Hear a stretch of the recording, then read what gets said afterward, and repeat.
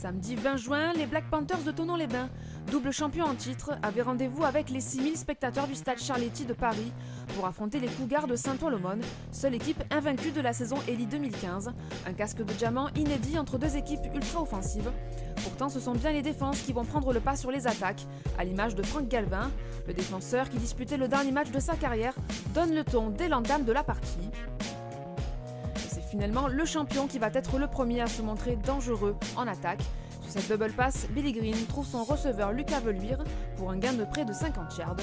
Visiblement euphorique, le quarterback canadien va se montrer un peu trop gourmand sur le jeu suivant. Pris en chasse par les défenseurs saint-oinais, Green force une passe à destination de Milton Knox Jr., mais c'est Carl Tembo qui en profite pour réaliser sa deuxième interception des playoffs. Une action qui remet les Cougars, et en particulier Tanner Price, sur de bons rails. Le QB américain va multiplier les courses sur ce drive à l'image de cette belle échappée de 12 yards. Un jeu au sol qui se révèle particulièrement efficace, et cette fois, c'est Carl Tembo qui passe en mode running back. Sur cette action, le numéro 7 saint-oinais va suivre les blocs de ses coéquipiers pour se faufiler jusque dans la end-zone de façon spectaculaire. Déjà un touchdown et une interception pour le MVP de la saison. Dans leur orgueil, les doubles champions réagissent dès la reprise du cuir, et c'est par la voie des airs avec Jackie Morale que les Black Panthers trouvent la solution. Mais la défense saint-oinaise ne laisse rien passer à l'image de ce ballon typé par Raphaël de Marty et qui force les Savoyards en quatrième tentative. Le moment choisi par Stéphane Yepmo, alias la pépite, pour prendre complètement de vitesse ses adversaires. Touchdown pour les Black Panthers qui reviennent à 7 partout.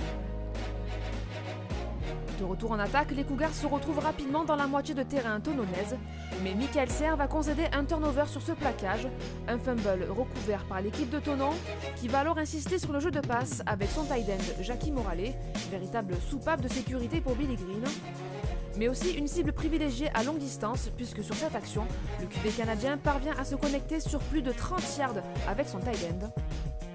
Alors qu'il ne reste plus qu'un yard pour atteindre la end zone, Green part au touchdown, mais les Cougars sortent les griffes sur la ligne. Un coup dur pour les Black Panthers qui peinent à développer leur système de jeu habituel. À la pause, égalité parfaite entre les deux équipes. En seconde période, malgré quelques actions d'éclat comme ce retour de kick-off d'Alexandre Cara, les Black Panthers provoquent trop de pénalités et doivent rapidement rendre les armes.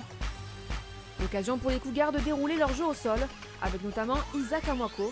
Comme lors de leur confrontation en saison régulière, les Cougars courent plus qu'ils ne passent face aux Panthères Noires et ça marche. Sur cette action, Thomas Fontaine tente de saquer Tanner Price, mais le QB s'échappe facilement du blitz et prend la direction de la end zone. Touchdown pour les Cougars qui mènent désormais 14-7. Ne sachant plus comment surprendre la défense saint-oinaise, Larry Legault tente un véritable coup de poker. Sur cette action, Green confie le ballon à Milton Knox qui reste dans le backfield et lance une offrande à son quarterback parti en solitaire. Malheureusement pour les Black Panthers, l'offense n'ira pas plus loin et devra punter. L'occasion pour les Cougars d'enfoncer un peu plus le clou et de faire tourner le chronomètre. Ça tombe bien puisque David Bélèche, très en forme, va faire gagner 14 yards à son équipe. Si le jeu au sol fonctionne à merveille, Tanner Price n'oublie pas pour autant ses receveurs et va lancer une superbe passe pour Jefferson Alexandre qui se déjoue intelligemment d'Hugo Bertrand pour filer seul vers l'embut adverse. Touchdown pour les Cougars qui mènent désormais 21-7. Un coup de massue pour les Black Panthers qui ne parviendront plus à revenir dans la partie. De leur côté, les Valdoisiens vont même se payer le luxe de réaliser un drive parfait, emmené par Tanner Price, auteur d'un match à 80% de passes complétées et surtout 91 yards au sol. C'est enfin Sébastien Tourelle qui scellera définitivement l'issue de ce match en inscrivant le dernier touchdown de la partie.